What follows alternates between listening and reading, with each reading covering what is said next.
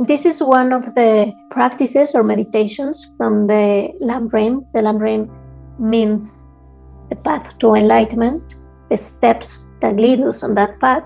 So this is a compendium of practices that come from this text that was written. The original text was written by Atisha, the Indian master that brought Buddhism to Tibet, and it was like a little text of 3 pages, very summarized. But then Lama Tsongkhapa, the founder of the Gelug school of Tibetan Buddhism, he took that teaching and expanded and wrote a huge commentary on it. So there is the small version, the medium version, and the long version. And this explanation of the path to enlightenment starts with recognizing where we are, how our mind is tainted by all these mental afflictions, and slowly purifying it through training and meditations and reflections, both developing calm abiding, concentration, shamatha practices, and on the other hand, practices for developing our heart, for opening to understanding the interdependence with all sentient beings and how their happiness and our happiness is interconnected, and practices of wisdom, of analysis, where we reflect, understand, and gain insights into how we exist and how everything around us, including persons, objects, all our reality, how it really exists, because we think it exists as it appears, but it's actually different. So all these meditations are designed for going step by step, kind of removing layers and layers of confusion and gaining deeper insight. We have a question here: how to leave expectations of others and oneself with people you live with? Well, this is a very good question, and it's extremely difficult to do because we have this very entangled situation with people we live with, right? There's a lot of love and care and other nice feelings, but at the same time, there can be a lot of attachment, aversions, projections. Sometimes with the people we are closest, we project our mental afflictions into them because they are kind of our mirrors, right? So it's important to think of what the other people need. We all want the same, basically, and we can empathize with this, that everybody wants to be happy and stop suffering. And everything we do, everybody is trying to gain more happiness and reject painful experiences, suffering experiences, right? The problem is we do this, always focus outside, thinking that there are the things, the words, the people, the situation that is not exactly as we want, as our expectations, what is creating the suffering.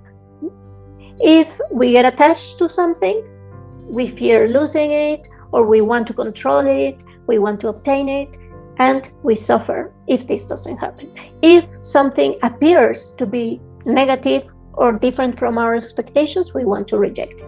So it's important to see and start cultivating this loving kindness for others, see that their need of wanting to be happy is genuine, and they deserve as much as I to be happy.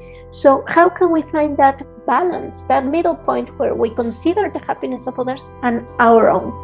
So if we constantly generate this aspiration, may you find happiness and the true causes of happiness, may you be free from suffering and the causes of suffering, then we are more aware of that person's situation and we can be of more benefit to them. But we also have to take care of ourselves and our needs, and also cultivate that loving kindness for ourselves and use that wisdom there, not just sacrifice for the other people, but not just demand that they make you happy and you don't give anything. So it's finding that balance. And the more you give, if you're aware that a person has certain needs or feels certain aversions to some things, and you can kind of let go a little bit of your self-centeredness and say, okay, this is difficult for me to do, but I'm going to do it for this person's happiness. If you start doing little things that are not so difficult, the other person will feel it, will say, oh, this person is respecting my space, they're respecting my needs, they're being generous with me, they're being patient with me. Then they start giving that back to you. But if you reject or you demand or you blame on others, they're going to do the same to you, right? So it's very important to constantly do this analysis and not just kind of act by impulse, but observe. And if we already did, because we're going to do it because of habituation, if we already acted out of self-centered attachment, selfishness, our needs, me, mine, then we can always do this meditation in our cushion, in a controlled space, more secluded, and then say, okay, why did I say this? And what was the reaction? And if my actions, my reactions, my body, speech, and mind is communicating anger, attachment, and all mental afflictions, and the response from the other person is rejection, attack, insults, fighting, that's not making me happy, right? That's making me suffering. I'm not happy with the response. So I can't just control that person and decide that they act in a certain way, but I can change the way I respond to them, the way I act with them. And if I change, the situation changes. And if I change my point of view and I start perceiving the situation in different ways, I can also start creating a different reality for me, right? So there's a few questions here. It's like how to start searching that love that inside you instead of looking at others. We can't just ask people to give us love, acceptance, and all the things we think we need from them, right? Because it's up to them how they respond to us. We cannot ask them to feel in certain way towards us, but we can start making changes from within. And if we start cultivating loving kindness to ourselves, compassion to ourselves, and the word you use, empowering you, like feeling that confidence. So on one hand, we have to dissolve this self-centered attachment from the point of view of the selfishness, but that doesn't mean going to the extreme of feeling I'm not worth of anything, I'm a useless person, I'm terrible, and then kind of putting all these negative projections on you. And also not going to the extreme to project on you false ideas like I'm perfect, I'm superior to others, and then demanding from others, right? We have to find that middle point where we are realistic and we say we all deserve loving kindness and compassion, and I deserve it as much as them. So I'm going to cultivate that loving kindness and compassion for me so that I don't have to demand it from others. And in the way that I care about others and their needs, they will respond with that care and attention to my needs. But we don't have to do it with that selfish intention. Like, okay, I'm going to be generous or kind with this person so that they are generous and kind with me, right?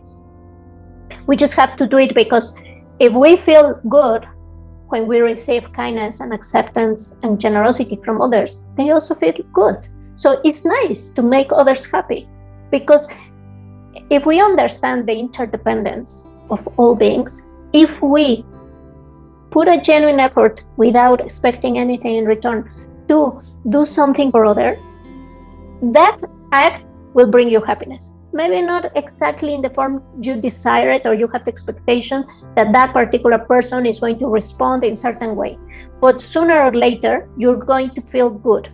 And you're going to feel good from within because you're doing it to, instead of focusing just on your needs, you're focusing on the needs of others. So it's not about pretending a fake happiness and a fake I'm perfect and good and happy. It's not pretending. You have to be genuinely honest with you and say, okay, I feel lack of love or acceptance, or I feel lonely, or I feel needy, right? You have to be very honest. But how can I start giving myself?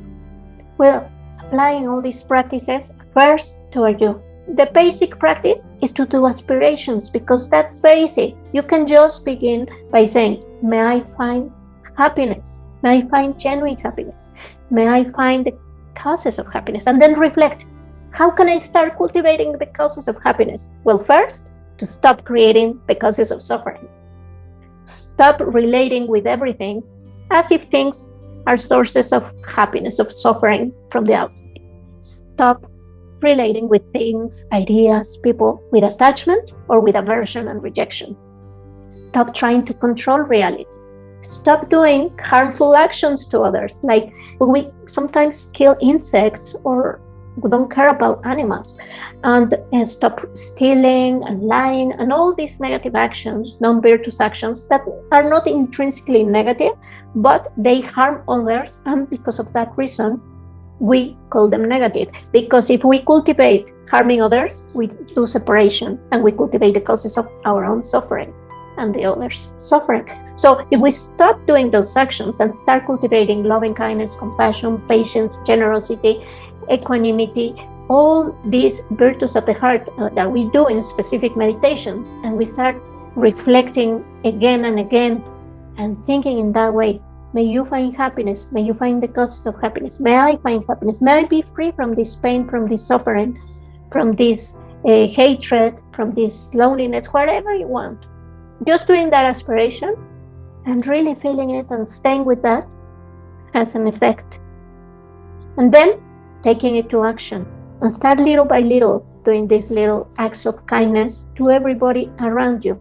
If you do these little acts of kindness, people will start feeling closer to you and wanting to be with you. If you face a person with complaints and demands and asking them to love you because you want it, but you're not giving anything and you're just demanding from a place of neediness and wantingness, that's attachment, right? And the outcome is going to be not what you want, not feeling good. But if you start having these little acts of kindness and generosity and focusing on the happiness of others instead of your happiness, something magical will happen, because people start feeling good around you because you're kind to them, because you try them to be okay, right? So this is sometimes very difficult because kind of our common sense tells us, if I get the things I want first and I just think in myself and my own happiness first, I'm going to be better than them and then I'm going to be happy.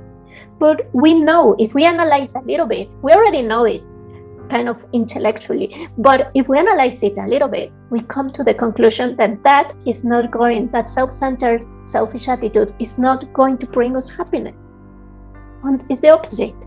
So if we familiarize ourselves with the four immeasurable, loving kindness, compassion, empathetic joy, and equanimity, and start cultivating them in our meditations, in our thoughts, in our aspirations, and in our actions of body, speech, and mind. And then we familiarize ourselves with the six perfections, and we cultivate concentration, we cultivate presence, we cultivate wisdom, we cultivate generosity, patience, etc. All the qualities of the heart, all the causes that lead us to genuine happiness, a balanced mind, a mind that is present, that is calm, that is attentive, that dwells in equanimity when obstacles come, to learn to be present with emotions that arise and sometimes are very disturbing, but if we learn to be present and allow them to arise and pass without hooking to them and then acting dominated by them, attacking and hurting others, then we start gaining more groundedness, more control, more centeredness. And from there, from a place of loving kindness and valuing yourself, caring for yourself, then you're going to start feeling good. And if you feel good, other people will feel good around you and they will start gravitating towards you.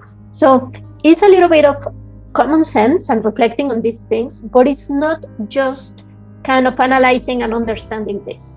You have to meditate for it to become part of you. And meditation is training, is cultivating new habits. And so how do we do it? Meditations like this. You reflect on an event. It's a method. You remember the event, you reflect on what happened, and you decide, okay, this didn't work out. I reacted with anger and I insulted the other person. And then I demanded these things and the other person reacted in this way and we ended up fighting, right? It didn't work. I observed the whole situation and I asked all these questions. Now, what can I do different next time? Next time that person pushes my buttons or insults me, criticizes me, or tells me this, or whatever happens, okay, I'm going to make a pause. I'm not going to talk immediately. For example, you develop a mental strategy. You make a plan, right? And you say, next time, I'm not going to react immediately.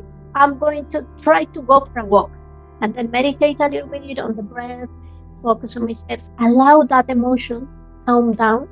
And then I'm going to think clearly, remember this meditation I did, and ask these questions and see how can I think of the needs of others and mine, and how I can perceive this situation in a different way, not from my own needs and my own benefit, but considering all the parts in the equation.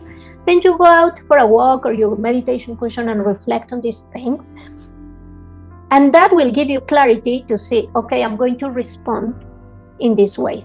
Now, maybe you can take time apart when the situation is detonated. So you make a plan beforehand. In your meditation, after doing this reflection, you say, okay, if I'm detonated with this person that lives with me and is kind of pushing my buttons, next time I'm going to remain quiet and I'm going to start doing this Tonglen meditation. I'm going to wish, may you be free from that anger you're experiencing or that whatever emotion.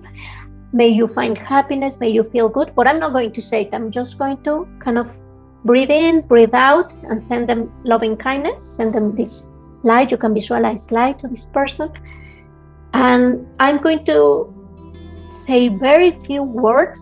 I'm going to communicate my needs and make a petition, but I'm not going to blame. I'm not going to criticize. I'm not going to judge. I'm not going to demand. That's a plan. And if you put it to test next time, you will see that the response of this person will be different, because they will say, what? You're not reacting as I expected. You're not fighting me back. You're not pushing my buttons back. And they will kind of soften. They will release that attachment. Because what happens when we are interacting with another person and we say, these are my needs and I want this from you, the other person, what do? They reject and they say, no, I want this. And they start this pushing back and forth, right? But if you just release the control, the expectations, and you say, allow this person to manifest whatever they're manifesting, and you don't hook, you don't make that grasping, you remain present and breathing in, breathing out. That's why shamatha practice is very helpful, because we're cultivating equanimity, the awareness to be present and allow thoughts and emotions to arise and pass. So when we're interacting with other people, we can do the same. We can allow them to manifest and pass. It's very difficult if they're criticizing us or insulting us. We immediately hook with that and want to respond and fight, right? But it's just little by little, with that training. So that's why we meditate, so that we can start training in a place of calm, in a calm space, and kind of imagine, next time I'm with this person, you visualize yourself kind of breathing in, breathing out while they're attacking you or they're rejecting you or they're doing the thing you don't like, right? So you're training your mind so that next time your mind will remember. And maybe it won't happen the first time because we're very, very habituated.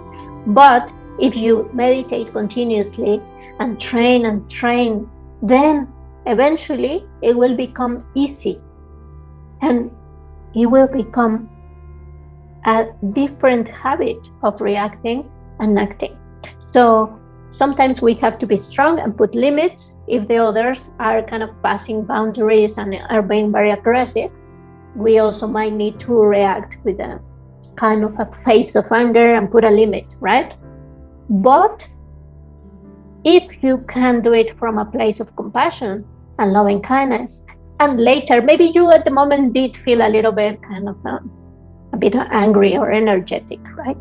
But later you think, may this be for the benefit of the other person? May this be for the benefit of both of the situation? and keep sending them loving kindness and compassion, they will feel it, they will experience it, even if you don't say anything. Because we are very interdependent, we are interconnected, and they will feel that you are really wishing them to be okay, to be well, right? So I don't know if this answers your question. It's a bit complex topic, but always remember that if we change the perspective, if we really believe that the mind is the source of our happiness and our pain, and not other people, not the situation, not things, it's the way we are interpreting reality. If the labels we're putting, if we say, you are the source of my happiness, you are the source of my suffering, what are we going to do? We're going to try to attach and get that person we think is the source of our happiness, and we're trying to reject and fight the person we think is the source of our suffering. And other people will do the same with us if they project us these things, but we can feel compassion and understand that we are all doing this all the time.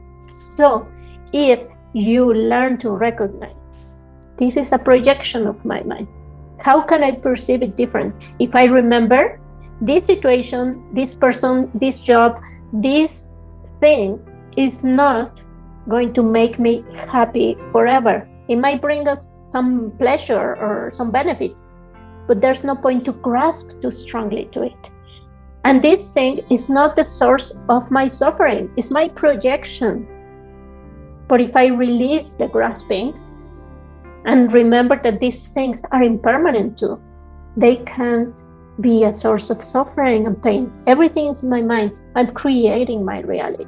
So self-love and self-compassion is the first step. And recognizing that a mind that is balanced, that is present, that is calm, that has cognitive balance, is not just over-projecting and blaming outside.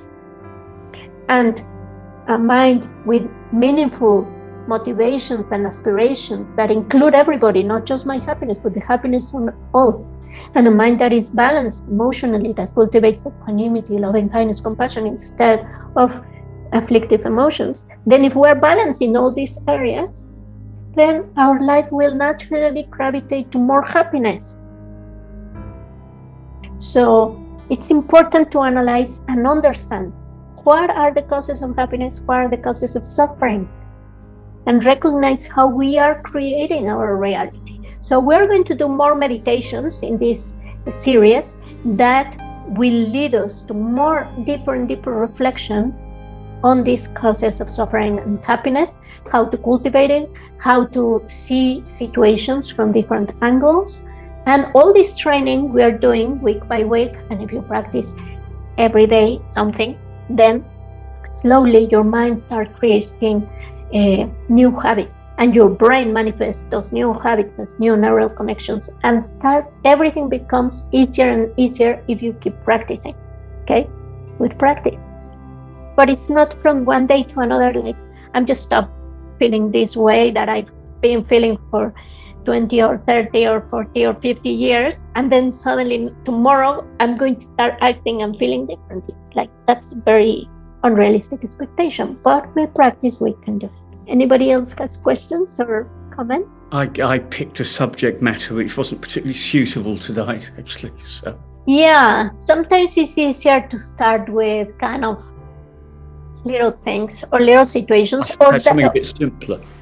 If it's something very complex, you can take kind of a piece of it, like an event, a little event, and kind of keeping the big picture, but start from there, and from there start changing. And if it's very complex, you can just rest and kind of generate these wishes. May this situation resolve, may everybody find what they need, may we all be happy, right?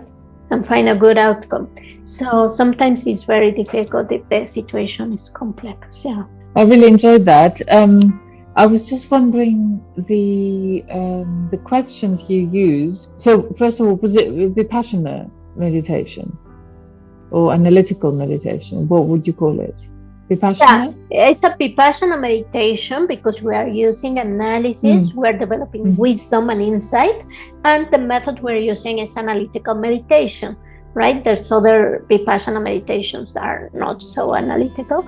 But in this process of kind of asking and getting answers and going deeper and deeper, investigating things, then it's a Vipassana method, because we gain the thing to make it really a Vipassana practice is not just kind of answering from our habitual ways of answering, right?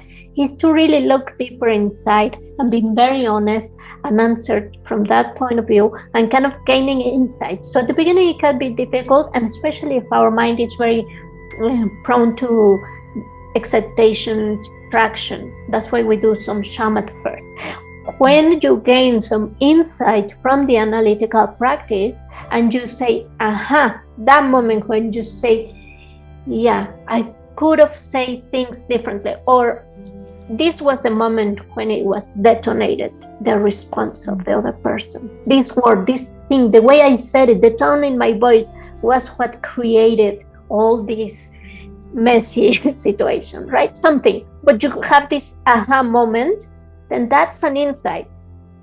That's not just intellectual. That's like you feel it. You understand it from your wisdom. And in that moment, you can rest with the shamatha. You can just allow that insight to kind of permeate your mind, your heart. So in that way, it becomes a Vipassana practice, okay? Mm-hmm. And was there a particular sequence? Sorry. Was there a sequence in the questions? Was it like, or did you just kind of?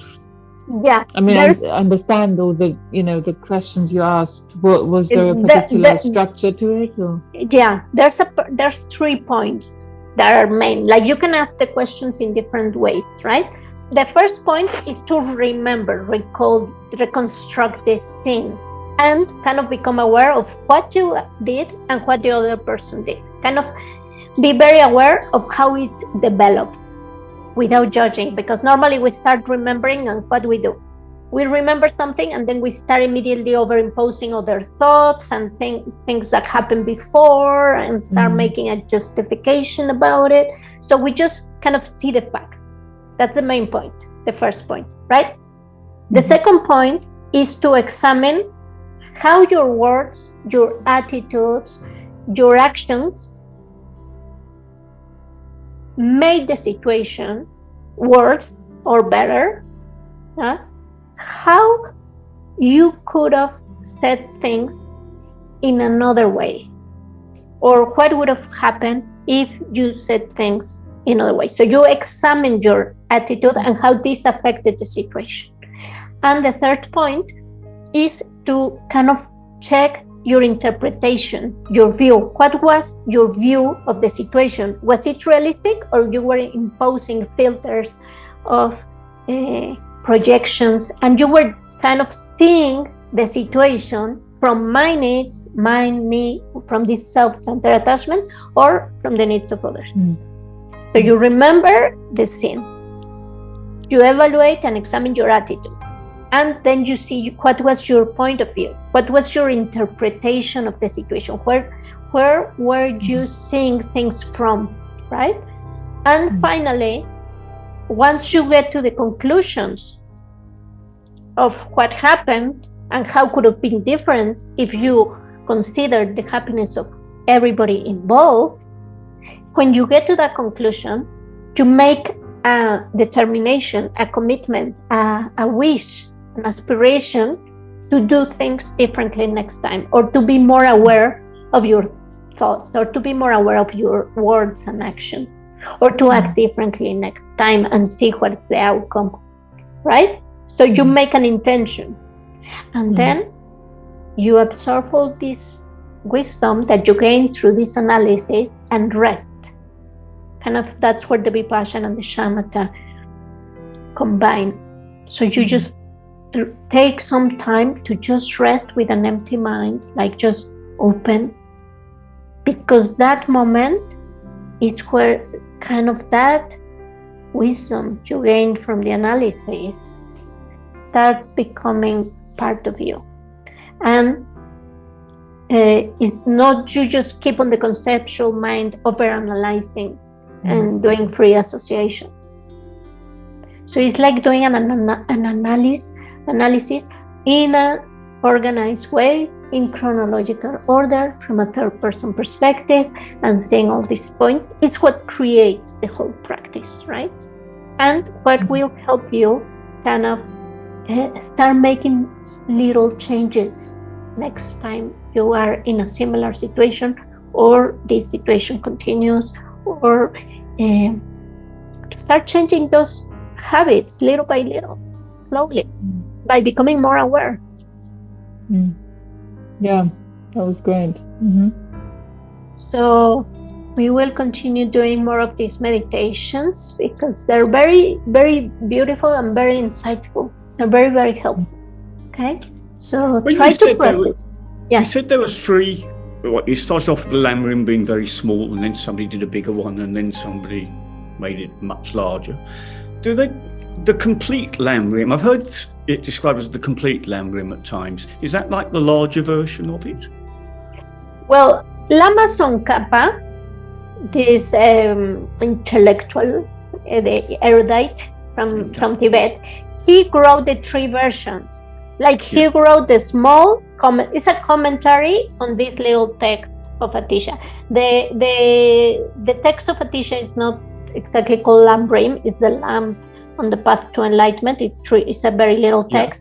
And then Tibetans write commentaries of teachings, and then commentaries of the commentaries, and that's how it develops, right? So Lama Tsongkhapa, years later, he writes the commentary of that little text, and that commentary is called the Lamb Rim, the stages on the path to enlightenment.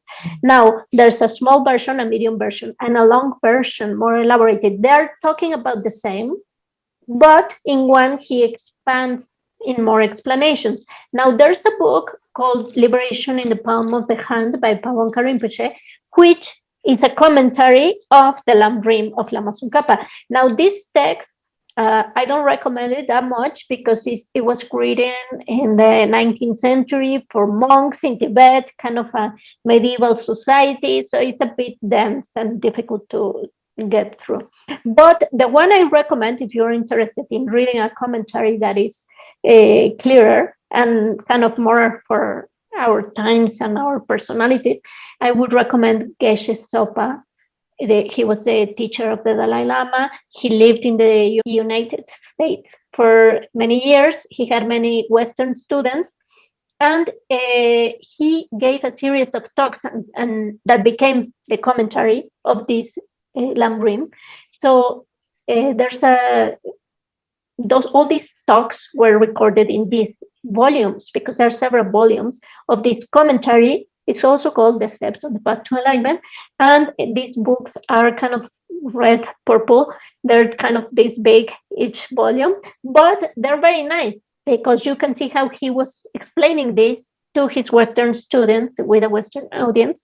So it's easier to understand all this commentary, and like the second volume is just a book talking about karma and explaining karma in a very, very deep detail, contemplating past lives and future lives. So it's very elaborated, right?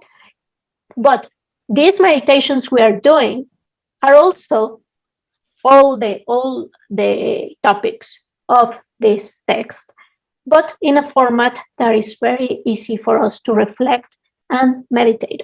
So we're going to do all these meditations topic by topic, so that we become familiar with the content. And then if you want, you can read the commentary, and that will also help you kind of gain more insight. I'm frightened off tomes like this. Yeah. Alma, if I want to look to read up on specifically on the meditations, on how the layout of the meditations, is that a good book to read then, or what's a good? Well, there's some text by a Western nun, Thupten Chodron, and she has made some compilations and some little text explaining.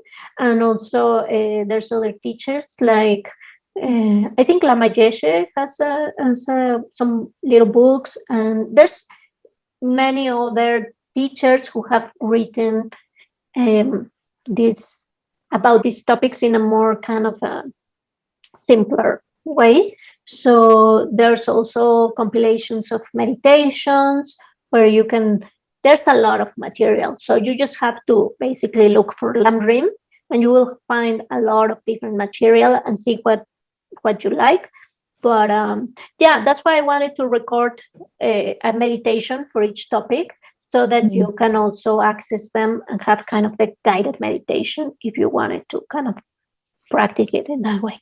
Okay. I bought this one when I was in Copan, when you were at Copan. Oh, yeah. And Karen, it's a collection of meditations on the Lamrim. Yeah, actually, in Copan Monastery, they do a 1-month course every year. I don't know if they did it because of the pandemic last year, but in November, they do the November course. I took it a long time ago. I was there when you were there. Really? We did the same course. Yeah. In 2004? No, 2017. Okay, the recent 17 or 18? Yeah. That one I was translating You were with the translating, Spanish audience. Yeah. So this 1-month Lamrim course kind of explains during 1 month. You do the meditations. You have a teacher explaining each topic, and then at the end, it's very nice because Lama Zopa Rinpoche comes and talks about the topic of emptiness. So it's very beautiful to do this. So you're not talking about the November course, you're talking about another course? No, the November course. The November course is based on the Lamrim. Yeah. So Copan has some nice compilations of meditations and texts about the Lamrim. So it's one good resource if you go to the FPMT page, and you can find a lot of resources related with Lamrim that are very useful. Great. Thank you. Well, thank you. Thank you for joining this meditation, and see you next week. Very good of you. Thank you. Thank you. Have a wonderful week. Have a good week, everyone. Bye. Bye. Bye-bye.